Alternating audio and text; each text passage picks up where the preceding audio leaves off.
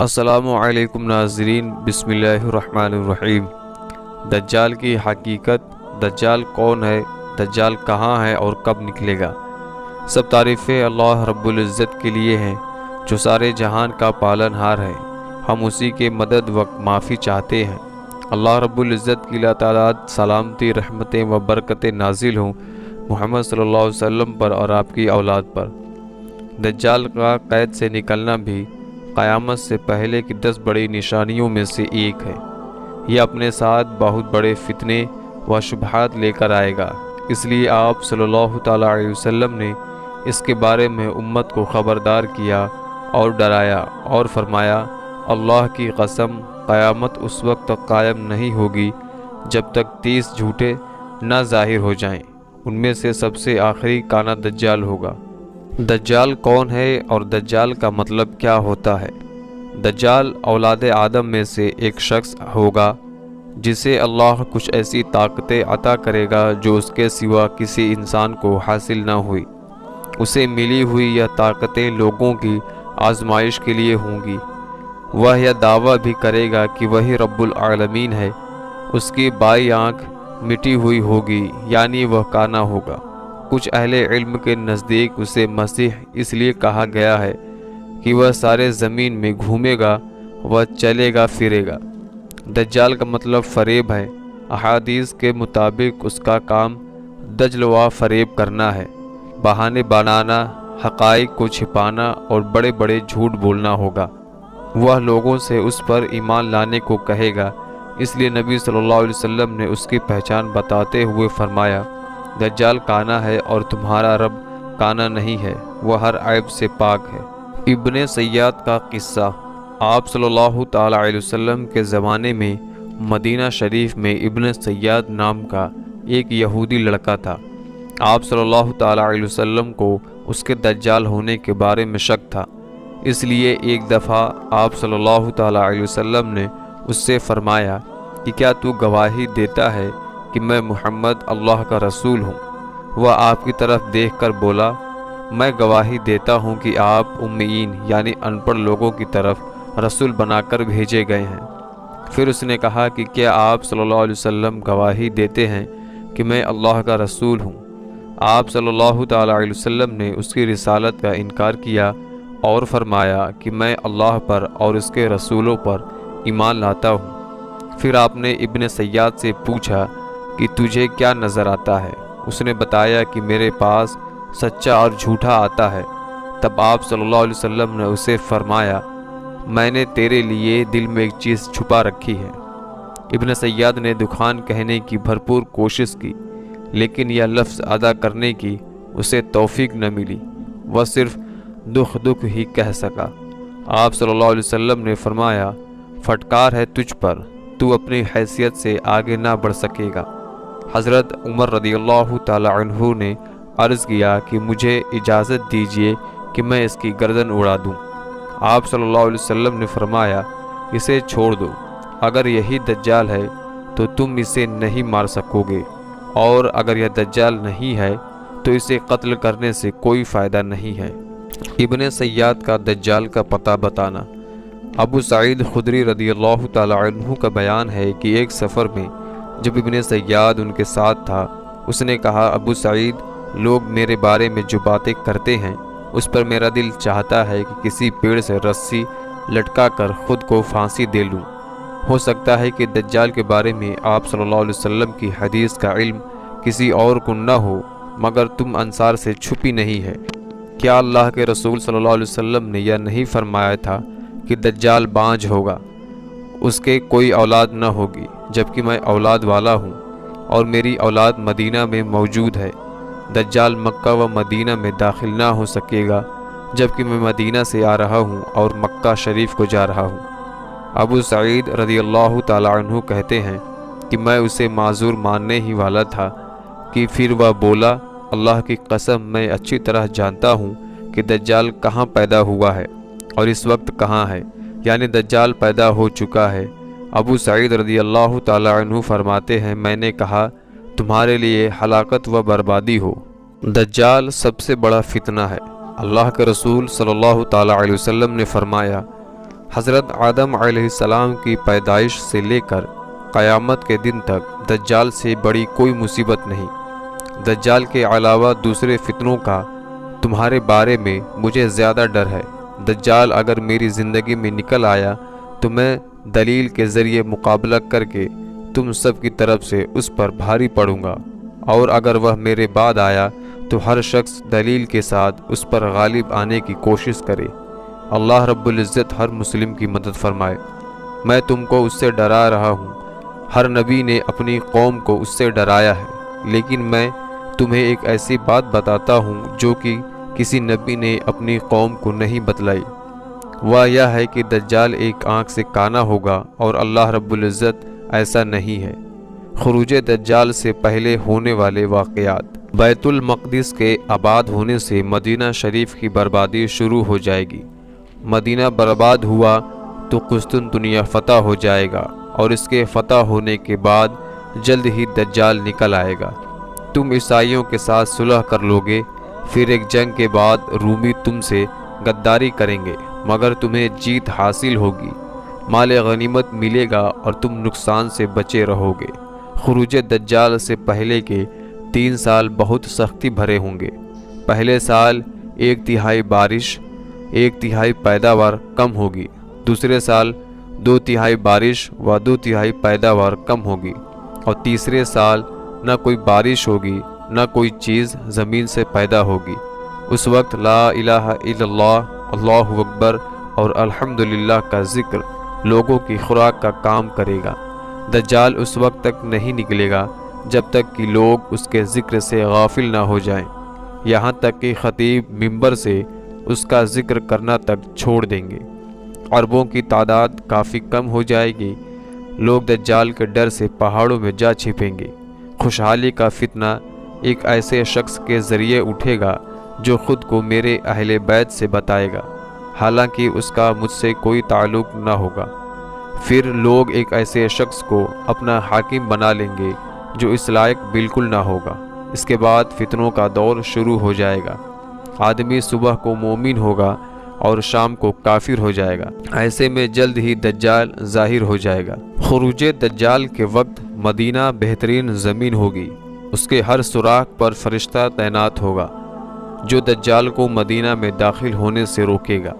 ایسے وقت مدینہ میں 3 زلزلے آئیں گے، اور کوئی منافق خواہ مرد ہو یا عورت ایسا نہ ہوگا جو مدینہ سے نکل کر دجال سے جا ملے۔ ان میں سے زیادہ تر عورتیں ہوں گی۔ یہ وہ دن ہوگا جب مدینہ اپنے میل کچیل کو اس طرح نکال دے گا جیسے لوہار کی بھٹی لوہے کے میل کچیل کو دور کر دیتی ہے۔ دجال کے ساتھ 70,000 یہودی ہوں گے، جن میں سے ہر ایک نے ہرے رنگ کی ریشمی چادر، تاج و زیورات سے سجی تلوار پہن رکھی ہوگی۔ دجال کیسا دکھتا ہے؟ وہ چھوٹے قد، مضبوط جسم اور بڑے سر والا ہوگا۔ اس کی دونوں آنکھیں عیبدار ہوں گی۔ دائیں آنکھ انگور کی طرح پھولی ہوئی ہوگی اور بائیں آنکھ پر چمڑا آیا ہوا ہوگا۔ بال گھنے و گھنگرالے ہوں گے، سفید رنگت والا ہوگا، اور اس کی دونوں آنکھوں کے بیچ کافر لکھا ہوگا۔ تمیم داری رضی اللہ تعالی عنہ کی دجال و جساسہ والی حدیث کے مطابق وہ ایک سمندری جزیرے میں قید ہے۔ آپ صلی اللہ تعالی علیہ وسلم کے زمانے میں موجود تھا۔ تمیم داری رضی اللہ تعالی عنہ و ان کے ساتھیوں نے اسے جزیرے میں جکڑا ہوا دیکھا تھا۔ قیامت سے پہلے جب اللہ رب العزت چاہے گا، شدید غصہ کرنے کی وجہ سے اس کی جنزیریں ٹوٹ جائیں گی اور وہ قید سے نکل جائے گا۔ زمین پر دجال کی رفتار اس بارش کی طرح ہوگی جس کے پیچھے ہوا ہو۔ مطلب یہ ہے کہ وہ بہت تیزی سے زمین کے ہر حصے میں پہنچ جائے گا۔ وہ زمین میں 40 روز تک پھرے گا، ان میں کا ایک دن 1 سال کی طرح، اور ایک دن 1 مہینے کے برابر، اور ایک دن 1 ہفتے کے برابر ہوگا۔ باقی کے دن عام دنوں کی طرح ہوں گے۔ گدھے پر سوار ہوگا، اس کے دونوں کانوں کے بیچ 40 ہاتھ کا فاصلہ ہوگا۔ لوگوں سے کہے گا کہ میں تمہارا رب ہوں، حالانکہ وہ ایک آنکھ سے کانا ہوگا اور تمہارا رب ایسا نہیں ہے۔ اس کی دونوں آنکھوں کے بیچ کافر لکھا ہوگا جسے ہر مومن پڑھ لے گا، چاہے وہ پڑھا لکھا ہو یا ان پڑھ۔ وہ مشرق کی طرف سے آئے گا اس کا ارادہ مدینے میں داخل ہونے کا ہوگا، مگر احد پہاڑ کے پیچھے فرشتے اسے روک کر اس کا رخ شام کی طرف کر دیں گے۔ دجال کے فتنے، اس کے ساتھ جنت و جہنم ہوگی، اس کی آگ اصل میں جنت ہوگی اور اس کی جنت حقیقت میں جہنم ہوگی۔ اس کے ساتھ پانی اور آگ ہوگی، اس کی آگ اصل میں ٹھنڈا پانی ہوگی اور اس کا پانی حقیقت میں آگ ہوگی۔ تم میں سے جو کوئی دجال کو پائے تو اسے چاہیے کہ اس کی آگ میں کود جائے، کیونکہ وہ ٹھنڈا میٹھا پانی ہوگا۔ وہ ایک قوم کے پاس آئے گا تو وہ قوم اس پر ایمان لے آئے گی۔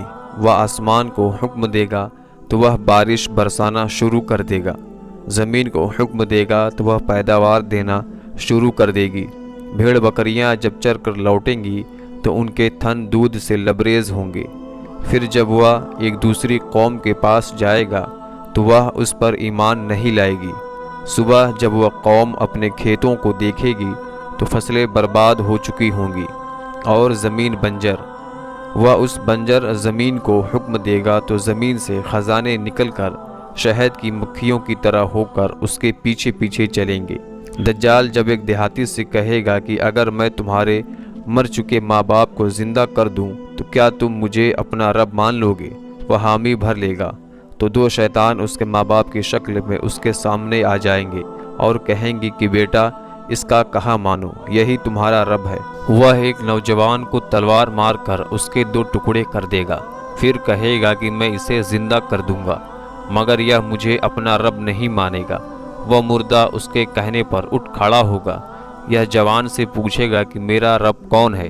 تو وہ کہے گا کہ میرا رب اللہ ہے اور تو اللہ کا دشمن دجال ہے۔ اب سوال یہ ہے کہ جن لوگوں کی زندگی میں وہ ظاہر ہو وہ اس کے فتنے سے بچنے کے لیے کیا کریں؟ فتنہ دجال سے بچنے کے کچھ طریقے۔ دجال سے دور رہیں۔ جو کوئی دجال کے بارے میں سنے تو وہ اس سے دور رہے۔ دجال سے بھاگ کر پہاڑوں میں چھپ جائیں۔ اللہ سے مدد طلب کریں۔ جو شخص اس کی آگ کے فرنے میں پھنس جائے وہ اللہ سے مدد چاہے۔ اللہ کے اسماء و صفات کا علم حاصل کرے۔ دجال ایک آنکھ سے کانا ہے اور اللہ تعالی ہرگز ایسا نہیں ہے۔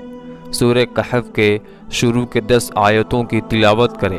جو کوئی سورہ کہف کی ابتدائی 10 آیت یاد کر لے گا وہ دجال کے فتنے سے محفوظ رہے گا۔ حرمین شریفین میں سے کسی ایک میں پناہ لیں، اس لیے کہ دجال مکہ و مدینہ شریف میں داخل نہیں ہو سکے گا۔ لوگوں کو دجال سے آگاہ کرتے رہیں۔ دجال اس وقت تک نہیں نکلے گا جب تک کہ لوگ اس کے ذکر سے غافل نہ ہو جائیں۔ علم دین حاصل کریں۔ جس نے دجال سے کہا کہ ہمارا رب اللہ ہے، ہم اسی پر یقین کرتے ہیں اور اسی کی طرف ہم لوٹ کر جائیں گے، اور تجھ سے بچنے کے لیے ہم اللہ رب العزت کی ہی پناہ چاہتے ہیں، تو ایسے شخص پر دجال کا کوئی اثر نہیں چلے گا۔ نماز کے آخر میں دجال کے فتنے سے بچنے کے لیے اللہ کی پناہ مانگیں۔ آخری تشہد میں سلام پھیرنے سے پہلے یہ دعا کریں: اللہم انی اعوذ بک من جابل قبری ومن عذاب جہنم ومن فتنۃ محیای ومماتی ومن فتنۃ مسیح دجال۔ یعنی اے اللہ میں تجھ سے قبر و جہنم کے عذاب سے، زندگی و موت کے فتنے سے اور مسیح دجال کے فتنے سے پناہ مانگتا ہوں۔ دجال کو کون مارے گا؟ دجال جب حضرت عیسیٰ علیہ السلام کو دیکھے گا تو اس طرح پگھلنے لگے گا جیسے پانی میں نمک۔ وہ بھاگے گا مگر حضرت عیسیٰ علیہ السلام اسے باب لود جو کہ فلسطین میں ہے کے قریب جا پکڑیں گے اور نیزہ مار کر اسے موت کے گھاٹ اتار دیں گے۔ پھر حضرت عیسیٰ علیہ السلام دجال کا نیزے پر لگا ہوا خون لوگوں کو دکھائیں گے۔ دجال کا انکار کرنے والے ماضی قریب میں کچھ علماء ایسے بھی گزرے ہیں جنہوں نے دجال کا انکار کیا ہے اور اس مسئلے میں خطا کر گئے۔ شیخ محمد عبدہ کی نظر میں دجال کی کوئی حقیقت نہیں، یہ صرف خرافات ہے۔ محمد فہیم، ان کی نظر میں دجال سے مراد شر و فساد کا پھیلاؤ ہے۔ کسی نے کہا دجال ظاہر تو ہوگا مگر اس کے ساتھ فتنے اور جنت جہنم نہیں ہوں گے، تو کسی کی نظر میں دجال وغیرہ تو افسانے ہیں۔